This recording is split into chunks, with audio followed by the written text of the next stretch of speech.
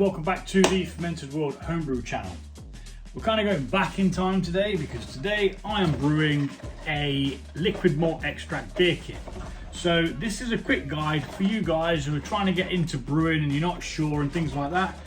First of all, take a look at this brew kit. This makes an amazing Welsh red ale. It's been champion beer of Britain in 2015. And Tiny Rebel actually put together this kit with Munton's malt. But this is just a little backtrack because I bloody love this beer. Now, instead of buying it, I thought, you know what? I can brew flipping 20 litres of it in my kitchen for £26. That's all I paid for this. The cheapest I could find it was with my local homebrew store, which is called Brew Day Supplies. You should check them out, brewday.co.uk with a hyphen in between brew and day. Is it a hyphen or a dash? Whatever. I'll put it up here anyway, or it might be down there, I don't know, wherever. It's going to be somewhere, so keep an eye out for it. We have sanitized everything that's going to come in contact with this. It does come with a little instructions manual, so what I will do is I'll just give you the gist of what we're going to be doing, and then I'm going to crack on and get it done. So it says sterilize all your equipment. Now that's a given. Every single time you brew, you need to sterilize absolutely everything that might even come in contact with it. So for example, if I was like, oh crap, I forgot to do my spoon, I would literally take the spoon out of the cupboard and I'd drop it in some sanitary liquid that's in the sink, which is just water and sanitizer mixed together. So stand the cans in hot water to soften the malt extract. I did do that, but then I took the dog out and now the water started to cool, so it might not be as runny as it might be if you do it straight away. Boil a kettle full, empty 1 sachet of each hops into the sterilizing fermentation bucket, which is this. It's going to do 20 litres, so it's going to be nice and big bucket you're going to need. However, it does come in 2 separate tins, which I will get now because we're going to be using them very soon. I mean, it's still warm, to be honest. Not too bad. It comes in 2 of these. You get 2 packets of yeast and you get 2 lots of each hops, which are in these bags. This one's the Citra and the other one is Columbus. So yeah, you get 2 of these. So you could, if you don't have a massive bucket, you could brew this on a much smaller scale. Say if you've got a 12 litre bucket, you could brew it in that, no problems whatsoever. You just do it up to the 10 litre mark using 1 tin and 1 of each hops and obviously 1 packet of yeast. So we are going to get on with what we need to be doing. The kettle has just boiled, I believe. Now it says 1 kettle full. Yeah, but you know, I might add a bit more because we're going to be putting a hell of a lot of cold water in this. So I'm going to just not listen to the instructions, which if you're beginning, then yeah, fair enough. If you want to listen to the instructions whilst brewing this kit, you can. I'm not going to. So I'm going to bring that, I want about the 5 litre mark. To be honest, that's about 2.5 litres. So it's not that far off it anyway, but I'm doing 2 regardless. Just because I know what's going to happen. It's going to end up not being warm enough to be able to pitch the yeast, and I'm going to have to wait for it to come up to room temperature, which I cannot be bothered to do. So as we're going, it says to add 1 packet of each hops into there, which I didn't do because I wanted to add the water in first. It doesn't matter. So we'll have 1 packet of Citra and 1 packet of Columbus. Now one has 28 and one has 30. So 1 each of them. And these are just going into this water, and I'm still adding the extra water. We're just going to snip the tops off them. Quick picture because oh, I love it. I love it.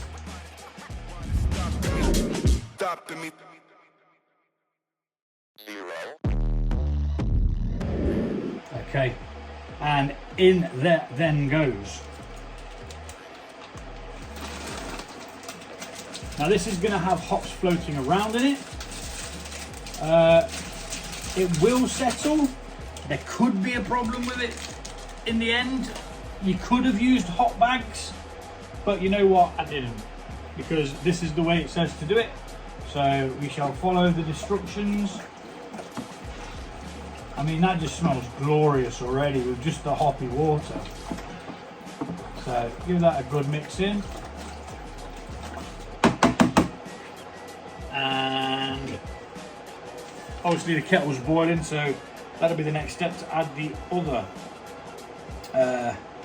So during 5 minutes, clean off the cans, blah blah blah blah, empty the sanitizer tin, open and then decant into the fermenter. So I'll be back in 5 minutes when that has had chance to infuse into the water and the other water's in, and then we're going to add this liquid malt extract.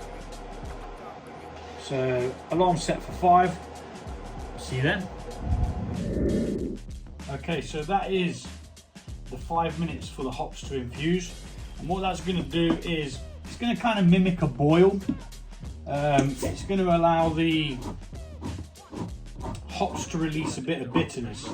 Now with some malt kits like these liquid malt extract kits, you have to add your sugar separately. With this one you don't need to, it's already actually mixed in, which is great really.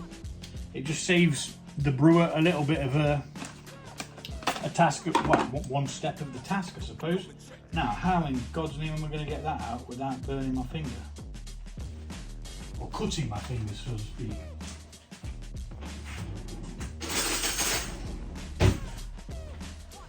Because we want the lid on the outside, don't we?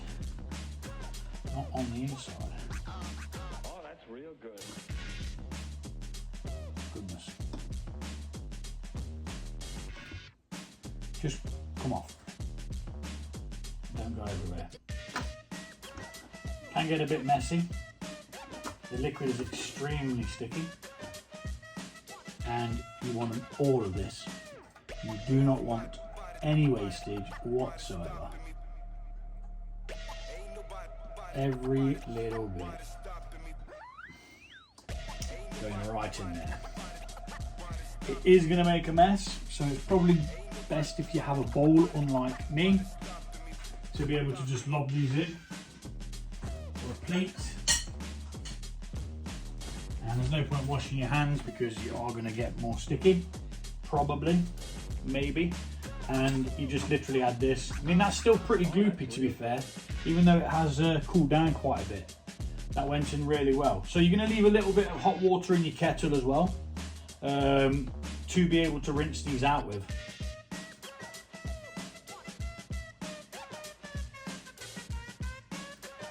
So it does say fill these up, so that'll then probably be about the same amount of hot water that I'm adding if you think about it. Now that will dribble for a while,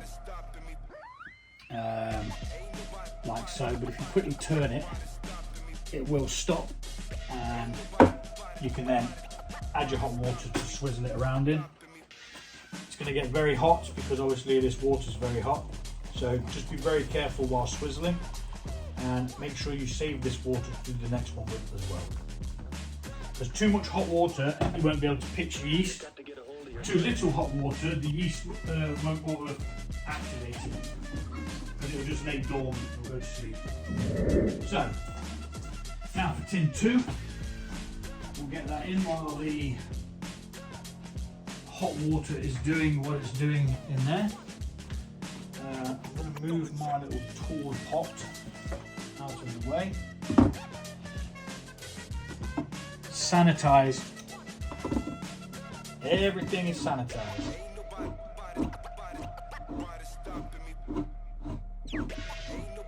Again, like I say, you could do this in 2 small batches if you want to just get a feel for it. Make sure you put 1 of each load of hops in and only use 1 of the yeast packets.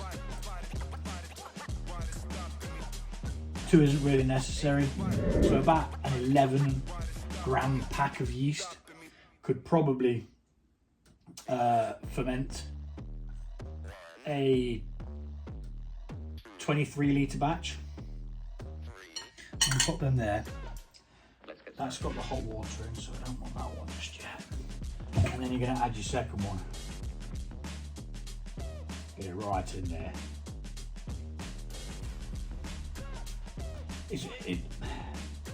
It makes it quite a relatively easy task with these malt extract kits.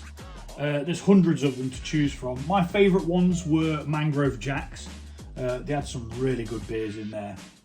Some of them just like, you know, it's like, wow, that's an extract kit.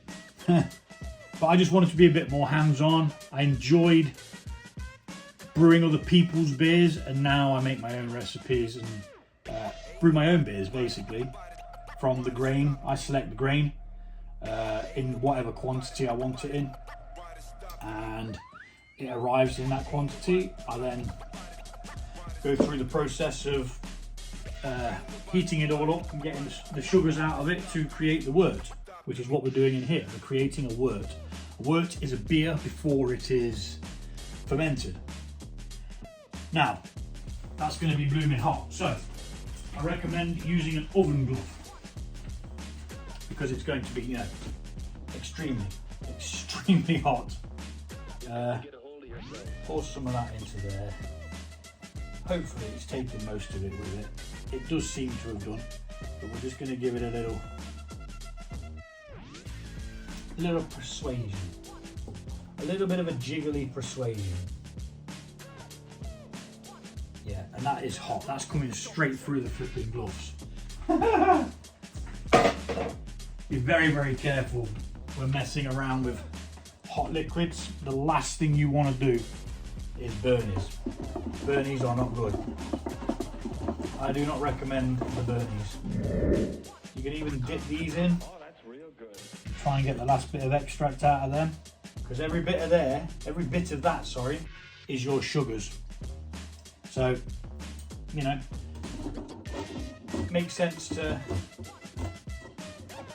have it, really, doesn't it?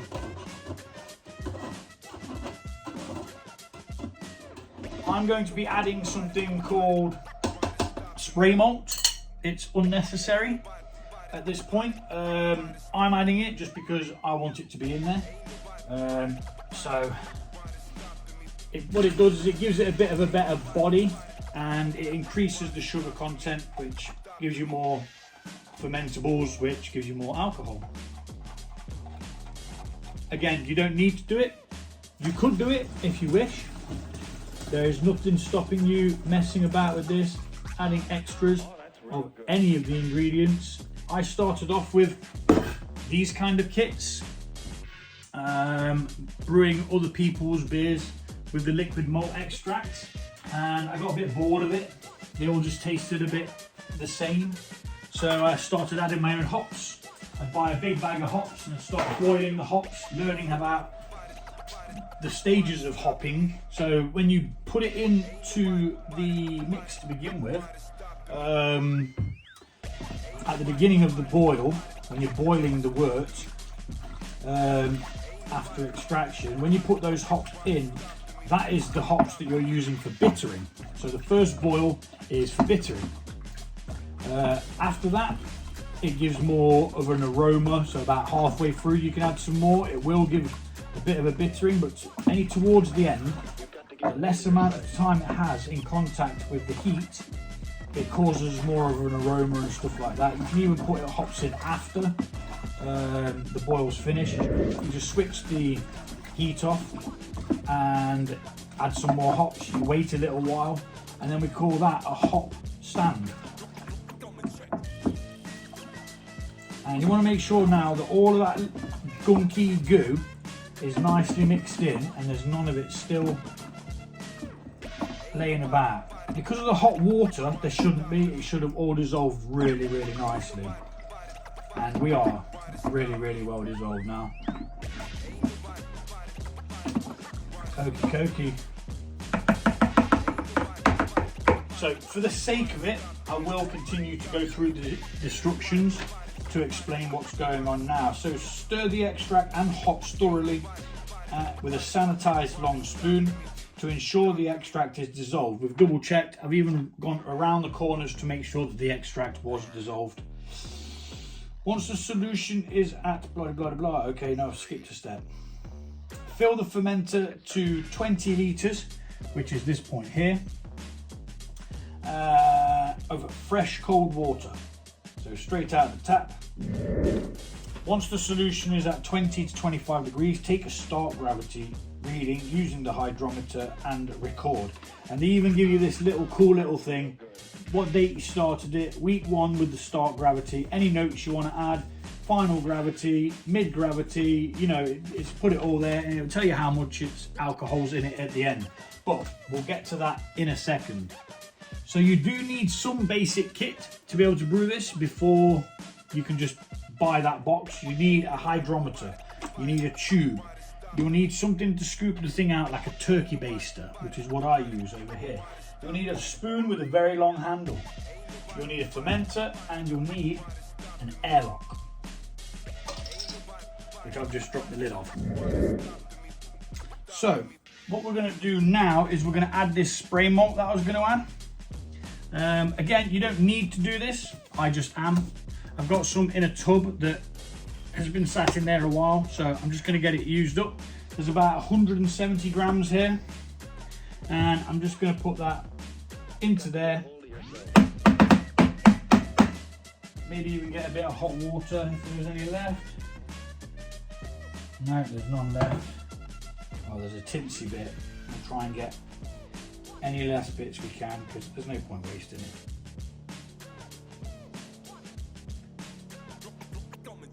Just like so. Whoops. No point wasting it, he says as he chucks it all over the floor. Right, so that's going to be a bit clumpy in there, but we're going to mix that in and make sure it's all dissolved. Again, with the hot water, it should dissolve really well.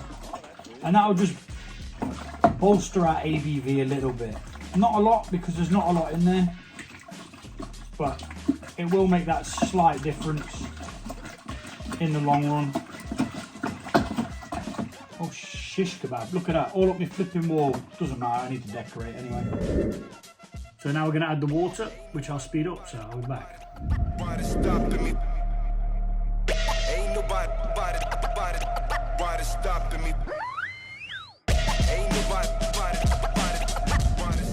Yeah, speed that bit up because it's boring.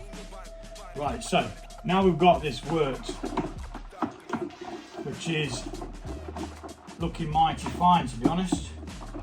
Just going to give that a little stir in, and hopefully we've managed to get all of the spray malt in and dissolved, because if it's not dissolved, it's not going to give us an accurate reading.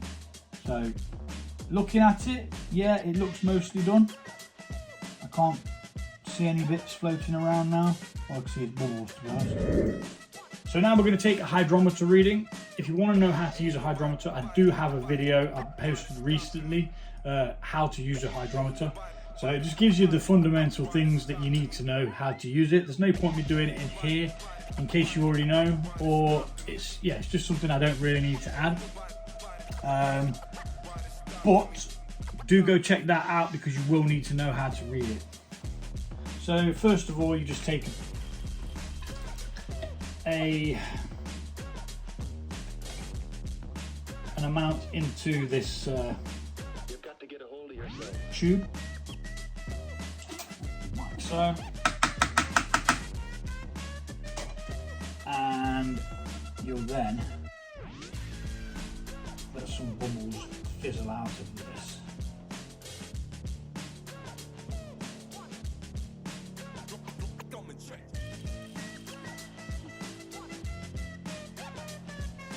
And then as that bobs up and down, it allows you to read what you've got.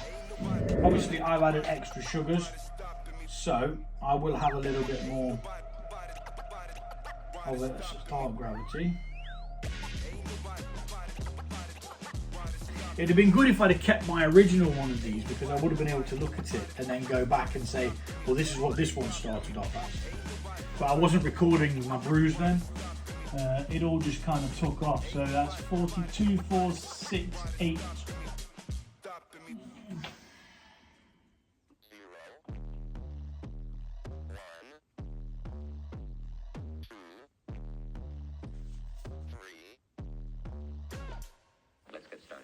It's at the 50 mark, which is good. So back it goes in. Make a note in your little book that it was 50 start gravity in here. Start gravity was 1.050, and then what you do is you'll use the final gravity. You can either put it into an app or there's an equation you can do. I use an app called Brewer's Friend. I recommend you do too. So then what you do is you take that hydrometer reading, you put it into an app with the start gravity, put it into the app with the final gravity. It does the equation for you and it tells you how much alcohol's in. So we are now going to add some yeast.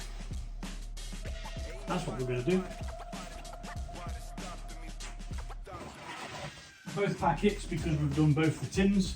Like I say, you could do this on a smaller scale and just use one packet and one tin. I think it says 4 days, and then you add the hops in dry.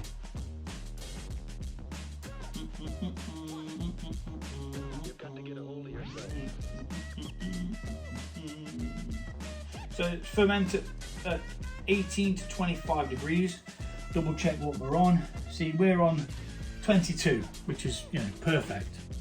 If you didn't add that extra hot water, which you was mixing out the tins, you probably wouldn't have had that heat. You'd have had it lower. So,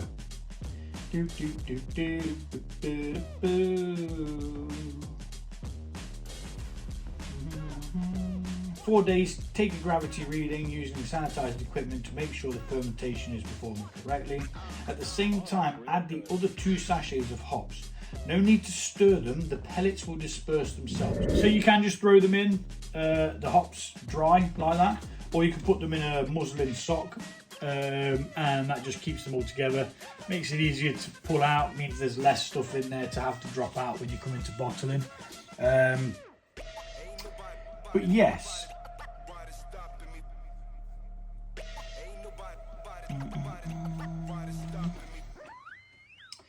And then leave for a further 4 to 6 days until the fermentation is complete. Check and record the final gravity using your hydrometer. At this stage, the beer needs to be treated carefully as to not disturb or settle the yeast at the bottom, and avoid introducing any oxygen or airborne bacteria, as this could cause spoilage. Then you transfer it into bottles, which we will show you once we get to that point. I'll show you the dry hopping as well. I don't see why that could be an issue. Where did I put my scissors? That's the issue. Again, both packets of yeast if you're doing the double batch.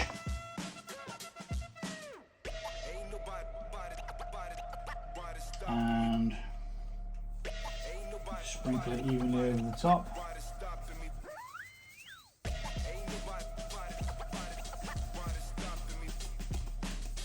So the good thing about these kits is, right, is they're very, very quick. Like, I've slapped this together in, what, maybe an hour? A proper brew day, once you get into it and you're doing your own beers from the malt and stuff like that, that can take up to 5 hours. And then you've got to clean everything. Now, why is this covered in water? That's not good. Oh, someone's at the door. 1 second. So, now we're going to mix in the yeast. Now we've been interrupted by Amazon. You do not need a power tool to do this. I just do it because I can't be bothered to stir.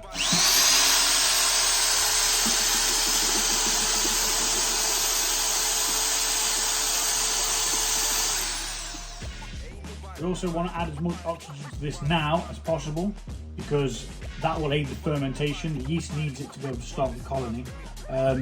After this point, once we put the lid on, we will try and not open it until necessary, because you don't want any airbornes in there.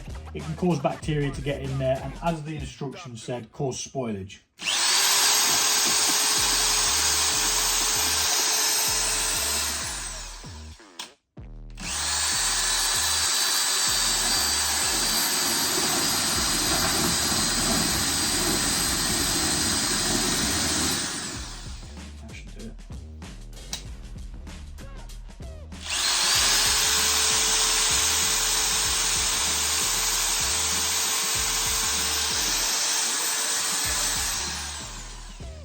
And there we go.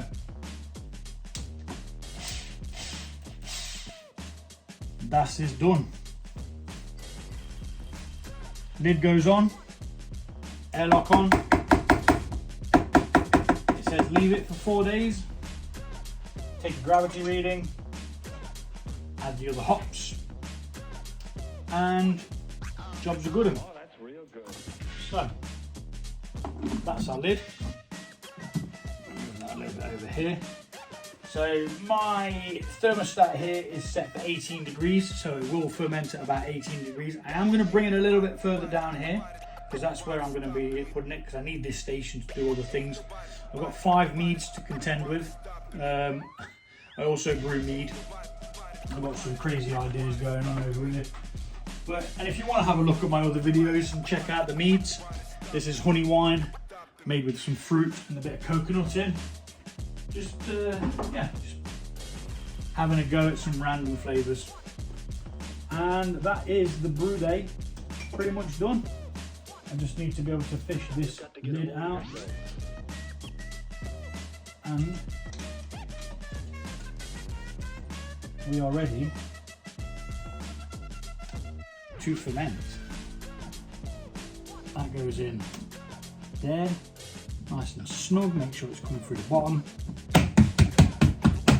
And then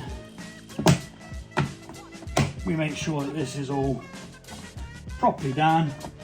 Normally this would have a label on it, but this one doesn't for some reason. So what I'm going to do is I'm going to make a label, write down what it is so I know what it is, because I've always got stuff fermenting and it's easy to forget what you've got in what. And yeah, I'll be back to show you the next steps when it is time, 4 days time, depending on if this decides to play ball. Thanks for watching, and I'll see you then. Ain't nobody stopping me.